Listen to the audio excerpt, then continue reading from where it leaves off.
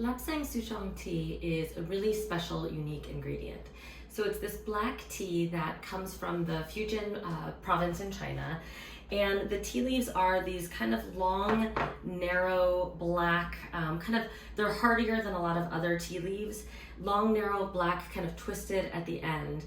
And what makes this kind of tea really unique is the drying process. And so when most tea leaves are made, the tea leaves are allowed to dry out naturally and kind of wither naturally.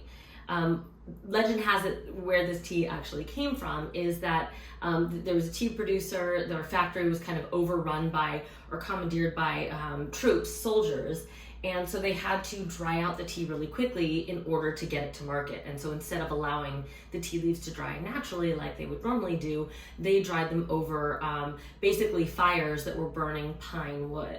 And so that's kind of how they get this really nice, robust, smoky flavor.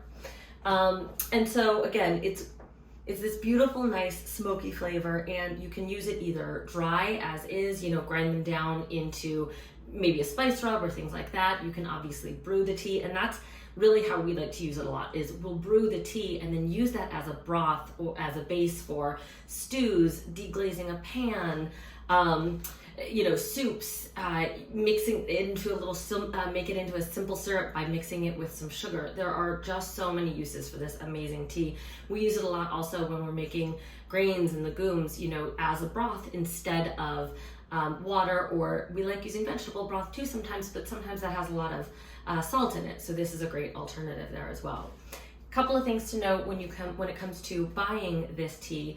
Number one, it's not super easy to find, but you can find it in specialty tea shops. You could find it sometimes it may be like a Whole Foods. You can definitely find it online.